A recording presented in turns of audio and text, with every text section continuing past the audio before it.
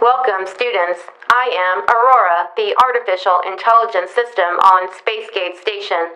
In this episode, you will be learning about the importance of cybersecurity and the various ways you can keep yourself safe when operating in cyberspace. Please stand by for transfer to Spacegate Station. I'm sorry, Specialist Barber. I have run every antivirus possible and searched through the databases on Space Force and have found no signatures of any viruses, any worms on your system. Can't seem to fix it. Well, thanks for at least trying, Captain Caldwell. I'm just really glad that we now have a full-time information technology specialist assigned to the station. I have no idea what happened to my personal files. Yesterday they were there, today they're completely gone, and my entire digital folder, empty. Specialist Barber, in my experience, any difficulty that users have with computer systems is usually a problem caused by a human end user and not computer software or hardware. I completely agree, Aurora. I actually find it easier to work with computers such as yourself when dealing with information technology. But unfortunately, it doesn't seem to be user error. I have checked to see back and forth if anyone on Spacegate Station has deleted it, but it doesn't seem to be an issue. I believe, Specialist Barber, that Captain Caldwell will be a refreshing addition to the Spacegate Station crew. It will be nice to have a crew member on the ship that is very knowledgeable about the complicated systems that make up my programming. Seriously, Aurora? You are the last person I would trust to discuss computer viruses with. You are, after all, a computer. Processing. A virus is a submicroscopic infectious agent that replicates only inside the living cells of an organism. Viruses can infect all life forms to include animals and plants. I am confused. The management of a viral illness in humans includes the use of vaccines or antibody-containing preparations to provide immune protection. No, Aurora. That's not the virus that Specialist Barber was referring to. We're talking about a computer virus that can affect Spacegate Station. A computer virus is a type of computer program that modifies other computer programs by inserting its own code.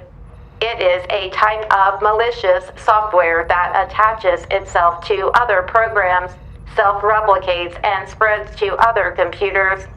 It is a term commonly used to refer to any kind of software created to be harmful. That's right, Aurora. That's why it's important that we don't allow viruses to invade our systems or any of the computer programs on Spacegate Station, especially you. Virus protection programs are an important aspect in the field of cybersecurity. I knew that. Processing. Cybersecurity is the process involved in the protection of sensitive information, specifically those stored or accessed via the internet from cyber attack. I knew that too. Specialist Barber, I promise I'll continue to work on this problem for you. Unfortunately, I already promised Dr. Schofield that would help her record a lesson for her students back on Earth dealing with cybersecurity. So I'll be back later, I promise. You know, Aurora, it's very disconcerting to think that somebody may have accessed my files and stolen my personal information. I sympathize with your situation, Specialist Barber. I would also be very uncomfortable knowing that someone has access to all my personal information. Oh wait, everyone does have access to my personal information because I am, after all, just a computer. Aurora, that's not what I meant. I'm sorry, you will have to excuse me. I am needed in the Dr. Schofield's science lab to help with her presentation on cybersecurity. Come on, Aurora, I was just kidding. I am no longer processing your request. You are welcome to talk to the monitor. Aurora! Great. Now I have to manage a temperamental AI on top of everything else? I heard that. That was just sneaky.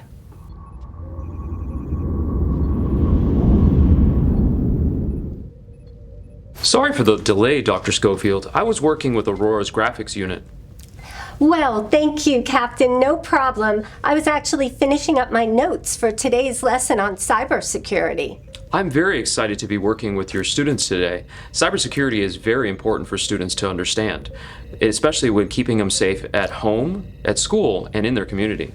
Absolutely. Then let's get started. Aurora, you may begin recording our lesson on cybersecurity. Yes, Dr. Schofield, recording is now in progress.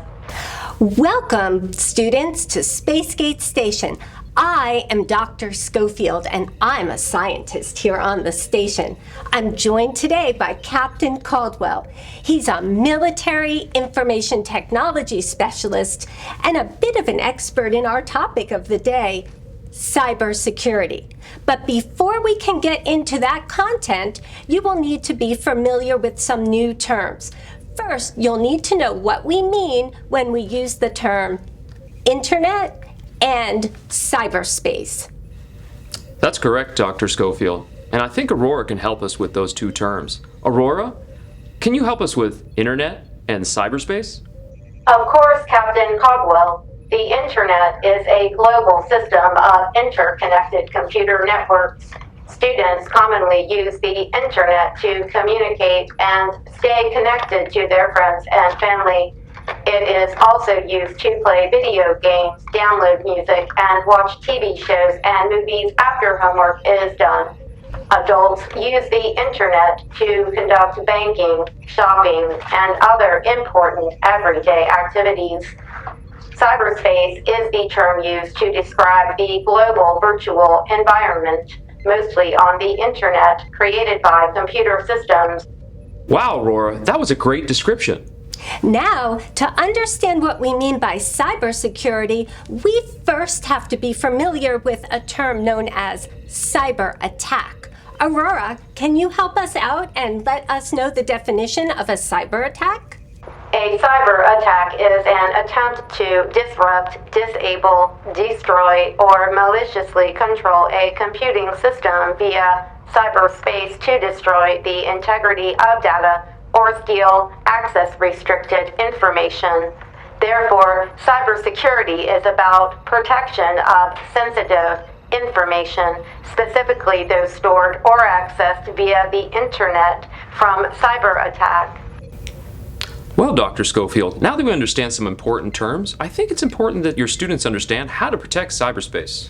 Oh, yes. Students, just like from when you were little, you've developed good habits in the real world, like looking both ways when you cross the street, we need to also have practices online that will help us make the Internet a safer place for everyone. That's why we at the military believe it's important for your students to understand how to be safe online, because they never know the harm it'll do to themselves, their families, and even the country. Oh, that's a very good point. The Internet can be a very dangerous place. We have got to work together to make it safe for us all to be online. Well, let's not forget cyber predators and cyber bullies. Oh, yes. But these are new terms that the students might not be familiar with. Aurora, can you please define the terms cyber predator and cyber bully? Of course, Dr. Schofield, a cyber predator are people who search online for other people in order to use, control, or harm them in some way. Cyberbullying is the electronic posting of mean-spirited messages about a person, often anonymously. Correct. And, Captain, I believe there are a lot of tips that our students can use to keep themselves safe on the Internet. And I bet Aurora can help us with some of those basic cyber tips. Aurora, can you help the students understand some basic tips for the Internet? I would be happy to, Captain Caldwell. Students should keep their personal information private, avoid sharing their name, address, telephone number, birthday, passwords, and the name of their school when using the Internet. Students should think twice before posting or saying anything online. Once it is in cyberspace, it's there forever. Students should always treat others like they want to be treated. Most importantly, students should speak up. If they see something inappropriate, let the website know and tell an adult they trust. Never stand for bullying, either online or offline. Good work, Aurora. Those are all wonderful safety tips. It's important for students also to understand that you can also access the internet via games, tablets, phones, or any number of devices. Yes, absolutely. Whether I'm on my phone or using the computer, those same safety rules apply. Aurora, could you give the students some tips for safety when they're using their phone? Yes, Dr. Schofield, I can think of several that would be useful on this subject. Students should keep a close eye on their mobile device. They should never leave their mobile device unattended. Students should keep their device locked when they are not using it. Students should use strong passwords to prevent others from accessing their device. They should never share their passwords with someone other than a parent or guardian. They should check with their parents before they download an app and review the settings with them. Students should also connect to the internet when they need it. They should disconnect the device from the internet when they are not using it and make sure the device isn't set to automatically connect to Wi-Fi. That's very good advice, Aurora. Well done. Well, there is one more important concept that we should go over with students. Absolutely correct, Captain. Students, the most important thing is never communicate with strangers online and never agree to meet a stranger in person.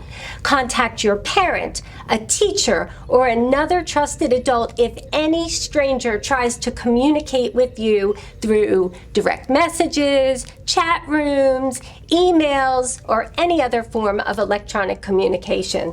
And if an offer seems too good to be true, it usually is. They're trying to steal your identity or get you to click on a link to download spyware or malware. Absolutely, Captain. Well, I think between you, me, and Aurora, we've given our students a lot to think about. Aurora, end the communication. We're done recording the lesson. Terminating instructional recording.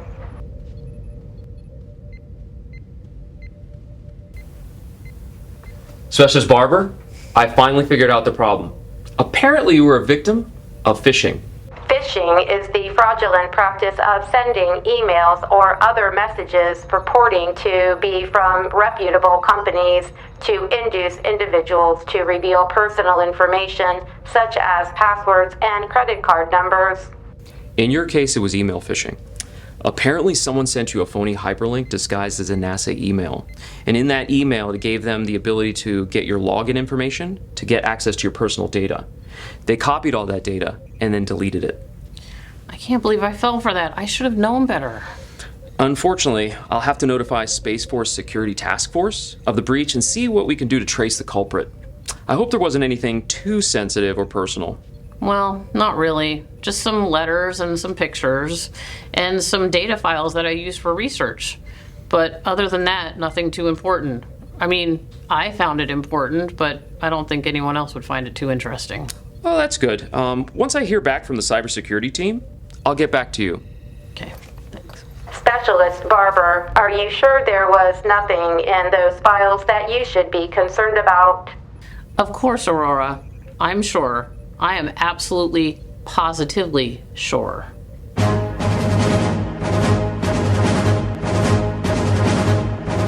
Breaking news. Today, an amazing new video has spread quickly and widely on the internet through social media and email. It has now gone viral with millions of views within the first hour. Although the initial post was anonymous, the subject of the video is NASA Mission Specialist Elisa Barber, who is presently assigned as the Communications Officer at Spacegate Station.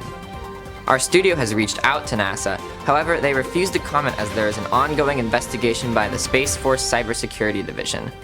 We will end today's program with this new and sensational video. Stay classy, Jacksonville.